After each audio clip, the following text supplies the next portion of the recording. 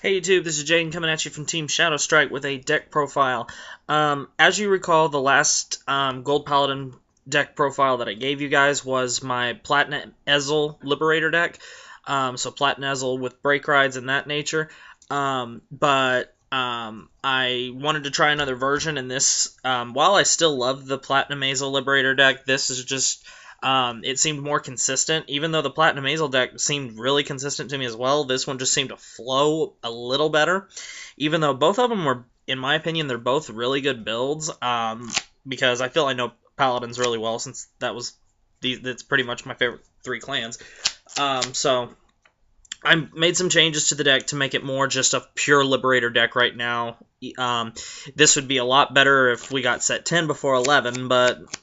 oh well, I'm not going to beat that horse anymore. So anyway, guys, let's just get into this deck profile. I'll explain to you the changes I made. The starter changed. With set 11 sneak peek, we got this as our promo, Wingo Liberator. His effect's pretty simple. It's also pretty nice. His ability is, he's the Forerunner, so he can slide around when he's rode by another Gold Paladin. His ability is put this unit into the soul. When an attack hits a Vanguard during the battle that this unit boosted, a unit with Liberator in its card name, you may pay the cost. If you do, choose a card named Blaster Blade Liberator from your soul and call it to a rear guard. So you can move him to the soul, call Blaster Blade out, and pop something. So it is good. Oh, and by the way, I went to my locals today for the Monday tournament, and I took first place with this deck. I went undefeated, so it is really, really good. For Strike Liberator and 3 Daunticle, I refuse to play stand triggers in this deck, so there are some cards that just aren't Liberators, but as any cards that can be Liberators, they are. 4 draw trigger, and then 1 non-Liberator draw trigger.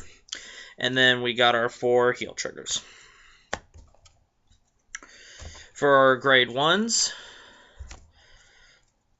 4 copies of Halo Shield Mark. Of course, this won't be a Liberator until set 10 arrives. 4 copies of Little Liberator Marin. It's our K-clone, 10k attacker when you have a Liberator Vanguard. 4 Knight of Elegant Skills Gareth. 8k vanillas are still too good not to run right now, since our selection is pretty limited. I would not play the 7k Counterblast 1 to give it a K. I think it's Ponticle or something like that. Liberator Ponticle, something like that. The little dog thing, but I just decided to stick with Gareth. And then 3 future Liberator Lu, because you want to be able to stick this behind your Vanguard. So, grade 2s. I went up to 3 copies of Blaster Blade Liberator. Pretty simple. When he's rode as the Vanguard or called to the rear guard, if you have a Liberator Vanguard, you may Counterblast 2 to pop something in the front row. 4 copies of Liberator of Royalty Fallon. It's our 12k attacker as long as we have a Liberator Vanguard, which will happen all the time once you hit grade 2. And then 4 copies of Liberator of Silence Galatine. Then for grade 3s, we have our 4 copies of our Break Ride, which is Solitary Liberator Gancelot, one of the best break rides that there is. It's pretty much a soul saver without any cost. Pretty simple break ride, plus 10k to the Vanguard, choose 3 rear guards, and they gain plus 5k. So you can make some pretty devastating attacks and rows. And also when Gancelot attacks a Vanguard, he becomes 13k, so he can hit cross rides by himself, which is really good. And then the other card is 3 copies of Goshawk Liberator Kadu. This card is only in here mainly until Alfred arrives. And then I would be playing 8 grade 3s again. I dropped 1 of the grade 3s and put in another Lu. But then that Lu would be dropped for another Alfred because I'd run 4 of each. 4 Break Ride, 4 Alfred, or I might play test with 3 Alfred. I haven't decided yet, but Goshawk Liberator, it was the promo for the Bermuda Triangle set, I think. I didn't buy any of the Bermuda Triangle sets because I don't like this clan, but I did get these in trades, so I decided to give it a try in the tournament today, and it worked extremely well, because with Limit Break, he gained, well, let me first read to you his ability. Vanguard, Limit Break 4, when this unit attacks a Vanguard, this unit gets plus 5,000 until the end of battle, so he becomes 15. And then his ability, Vanguard, Special Counterblast 1, with a Liberator in its card name. When this unit attack hits a Vanguard, you may pay the cost. If you do, look at the top card of your deck for 1 Gold Paladin unit among them. If it is, you may call it to an open rear guard and put the rest on the bottom of your deck. So it's basically, it has, it has that Player of the Holy Bow Vivian effect in it, so you get to Superior Call off the top of the deck. But what's really good, because if you can break ride with Ganslot, I'd recommend you stick with that. But if you can definitely go over to this, because on Limit Break, this is a continuous 25k of Vanguard attack, which is really, really good. Because with this, the way the deck's built now, you're normally going to be able to get loose skill off. So it is definitely good. But anyway, guys, at least I think his name's Cadeau. But Cadeau, he is only a 10k Vanguard, and 10k Vanguards, like I said, they're getting close to being extinct. But right now, since we don't have Alfred, this is the only other Liberator grade 3 that we have.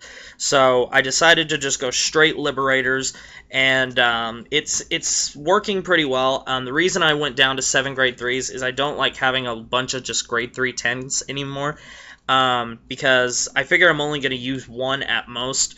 So I can just use the other 2 as maybe a rear guard attacker if I need it, or I can pitch it for a perfect guard. But most of the time what I do today in locals is I would ride Ganslot as my first grade 3, break ride with 1 Ganslot, and then break ride with that. So that's normally how it seemed to work out. And plus, having Wingull Liberator also helps Lou, because that always gives you another count towards his skill. So and you might sometimes get his skill off, because even if you call Blaster Blade to one of the back rows, say I've been trying to pop one of my opponent's 12k attackers, there was one time he kept guarding it, and I attacked with one of these guys that had a 5k boost on him from the break ride, boosted by Wingull Liberator, so that was 20k to the Vanguard. He let that pass, so he took the damage, and then I Superior Called Blaster Blade Liberator out of the Soul and popped his 12k attacker, which I knew I would either have to beat him next turn, which I knew I would, since he had no cards left in his hand, and I still had like 7 that I'd get him. But as much crap as this card has been given, I really like Wingull Liberator. So anyway, guys, this has been I guess this would be a just straight Liberator deck. So anyway, guys, thanks for watching. Comment, subscribe, thumbs up this channel. This video for me, I mean. Also thumbs up the channel, sure. But if you would, in the comment section below, tell me what you like better. Did you like the Platinum Azel version, or did you like the pure Liberator version better? Yeah, I really liked going Platinum Azel, break ride to 21, and then using his ultimate break, but, this just seemed to flow a lot better. It was a lot of fun to play, so I think I'm going to keep it like this for now. Really, really fun. Really enjoyed it. Had a lot of fun playing tonight. Smaller tournament, but I'll probably be playing this same decks this next Saturday at my locals. So anyway, guys, hope you enjoyed it. Thanks for watching, and make sure in the comment section below you tell me which one you liked better, this one or the Platinum Azel Liberator version. So anyway, guys, thank you very much, and I'll see you later.